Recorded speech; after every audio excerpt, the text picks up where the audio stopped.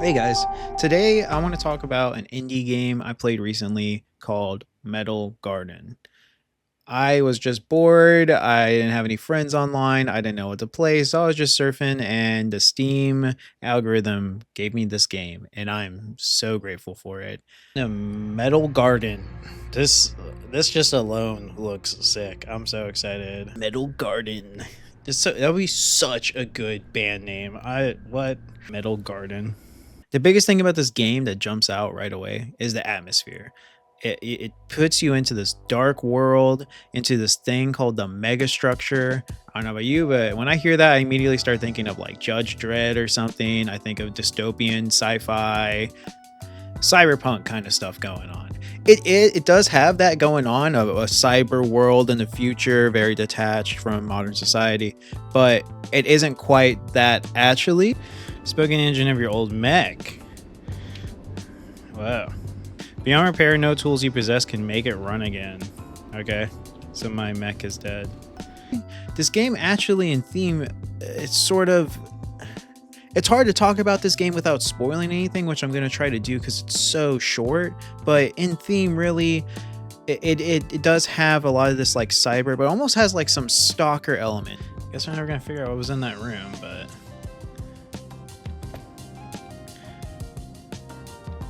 oh, am I dead? I think I'm dead.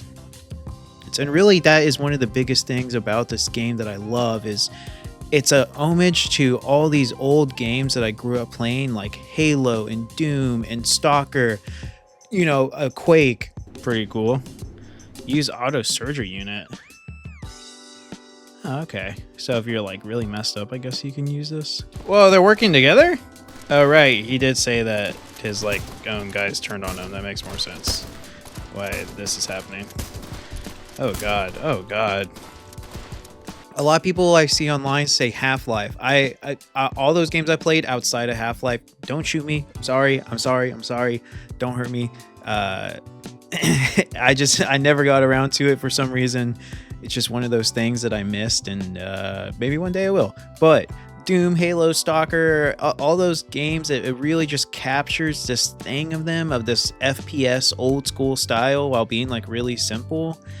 And it has this really good feel to it though. You go back and play those games and sometimes it's like janky or slow or kind of, but the feel of this, the shooting, the jumping, the navigating through the map, it feels awesome. It feels fun. We got like like almost like a Halo jump. Ooh. Okay.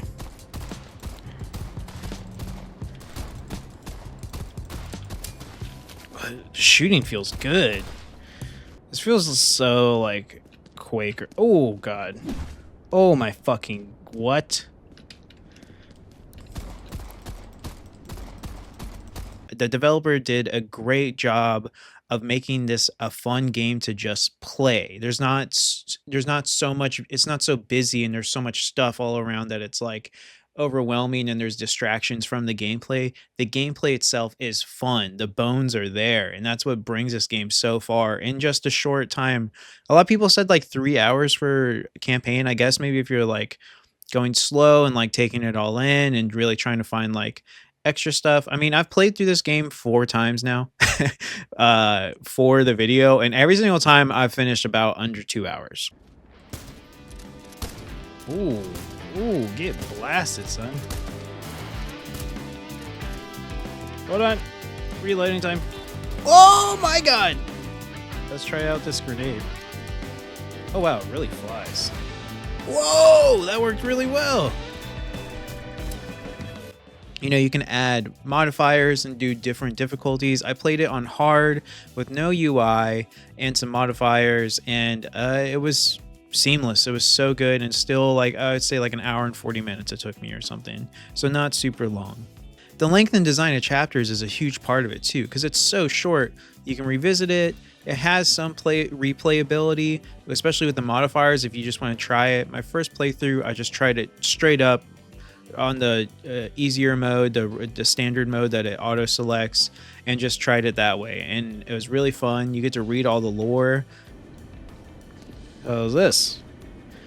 Follow mercenary's neck, you find a curious cranial incision, an external brain you've seen spies use to store.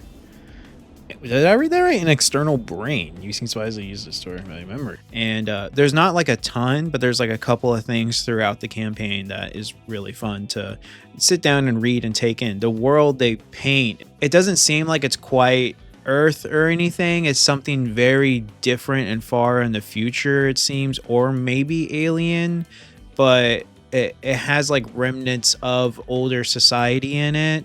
But it's really cool. It's really, really cool. This is very Halo. I keep saying that, but I mean, the inspiration is there, you know? The medical system is also pretty unique in terms of you lose health pretty fast. You don't have a shield, and it's pretty easy to get to the bottom. But there's multiple health bars in a way. You have a system where you get different parts of your body injured when one health bar has been depleted. Shoulder injury. Having a sustained injury to your shoulder, you can no longer accurately aim down sights. Well, okay, I was wondering when that was going to come into play. Heal our torso. Seems like a big area where some big baddies are going to come. The secrets in this game are also really fun, or secrets or whatever. I don't want to say Easter eggs, but there were a lot of just little nods to things. And the puzzles, it was very surprisingly like 3D platformer puzzles that were really fun to figure out. And I'm not usually the type of person that likes those things. I'm not Metroidvania, anything like that. I don't really play those types of games typically, so it was interesting that I found it so fun. I think it was just because the act of the jumping was really enjoyable. Oh, that's fucked up.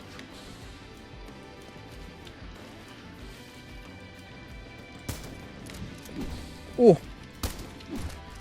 Oh.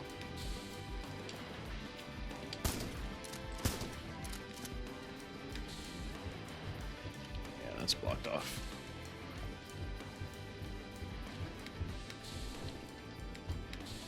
Okay, so this one, presumably, I guess we should watch it and go first this time.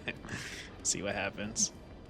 And the game really surprised me, honestly. You could just chop this up to being like a quick, you know, small indie game, but there were some moments, like there was a part where I walk into a sort of like arena setting, very Quake style, very old Doom style, and you walk in this massive open room and you're like, I know what this is. I know it's about to happen. And they do it. They do it, and it's so good, and you can just tell, you can tell what video games this person played growing up, like what sort of gamer generation they come from almost who made this game. You can just, you know, maybe they're younger and played those games for some reason, or, you know, like it just, it really paid homage to these older games, and I really appreciated it. This is so cool. Gotcha. Ouch. Yeah, I stumbled upon this game and I wanted to make a quick video on it because I really had a blast playing it. The atmosphere just hits. Like it really, they did a good job of these vast open areas, and there's fog in the distance, and you know, it was really hard not to like constantly be like, oh, this is really similar to Halo. But I felt like that a lot, but it had its own thing. The guns felt great. The enemies were interesting enough for such a short campaign. You know, if this developer took the bones of this game and did something different, even if it wasn't a shooter, there were moments where, you know, I was like, hey, you can make a great RPG with this. Like, I just really enjoyed this game, and I thought they did a great job. So I just wanted to shed some light on it and yeah, bring it to people's attention. So yeah, definitely give it a try. It's very cheap and very short. So that's it this time. Peace.